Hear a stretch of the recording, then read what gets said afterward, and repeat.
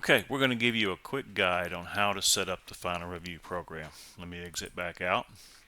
It's under Activities, Final Value Review. You'll notice many times there'll be data already in here. This may be from last year. You'll notice it says tax year 2023, but we're actually working in 2024. So let's clear that. You have the option for residential final review and commercial final review. We're going to do residential, and what we're going to do is set up a final review parameter for just vacant lots. These are much easier to value through this program than trying to look at those individually. You can flag them as you need. The next thing you have to determine is who's going to be the evaluating appraiser. Whose initials do you want on here as final review? For the moment, I'm going to put county appraiser's initials.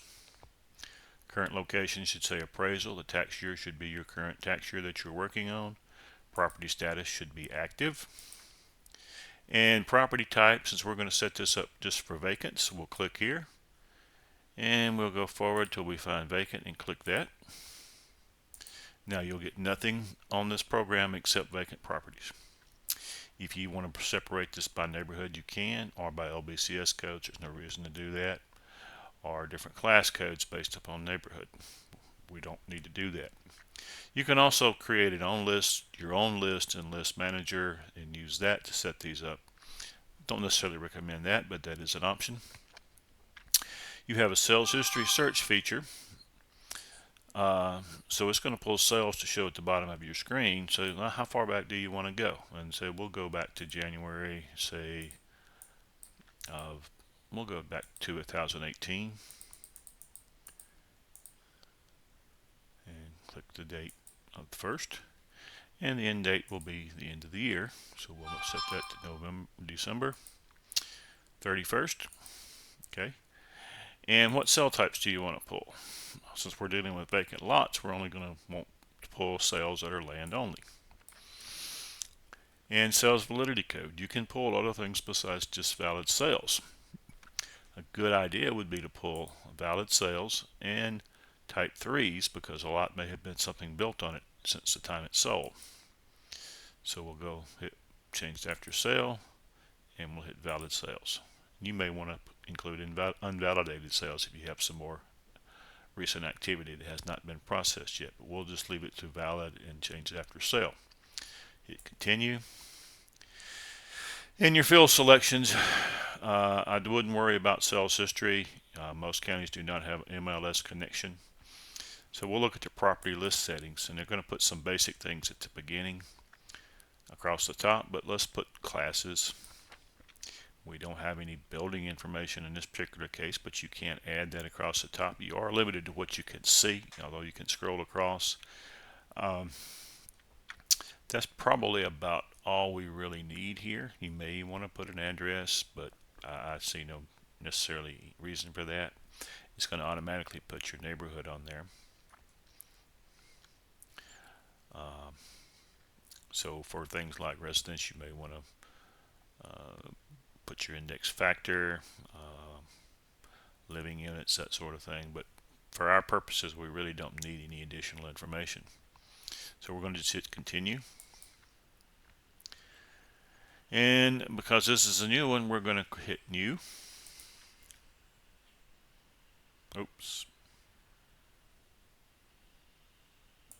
And I apologize, you do have to select all your neighborhoods. Now hit new. And it's going to build this file for you. It takes it just a moment to do so. This is a very efficient way to handle particularly vacant lots and exempt properties you don't need to spend a whole great deal of time on. Now, what it's telling you is there's 322 vacant lots in this county. It's pulling everything, those that need to be worked, those that have been flagged, which there wouldn't be any at this point, those that have been value assigned, and those that actually have been posted to the final value tab. So you can go here and change this as you work this, so you can only see what you need to look at. And they will be in partial order. You'll see the quick ID, property number, the neighborhood, situs address, percent complete, which does not apply here, market area, which does not apply here in the class. And you have multiple pages. Here's the first parcel, the one that's highlighted here. Had a cost value of $100. Last year's value was $100. Index value, which you should not use for vacant lots, is also shown, but as I said, you shouldn't use that. If you're okay with that value, you'll notice that it has cost method, change reason, final review, appraiser's name, which we set up in the beginning, and you just click accept. And that takes that as an accepted value that you can post at a later date.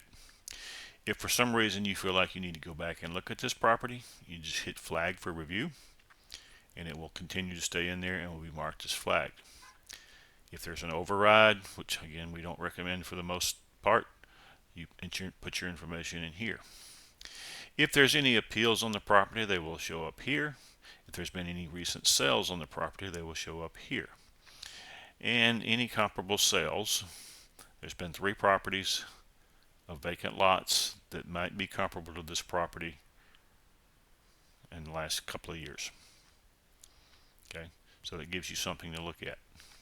What we recommend you do is to set the final review program up in one session, have a double screen, and set the Orion up and find the property in the other session so you can pull that up and take a look at any information that you may need.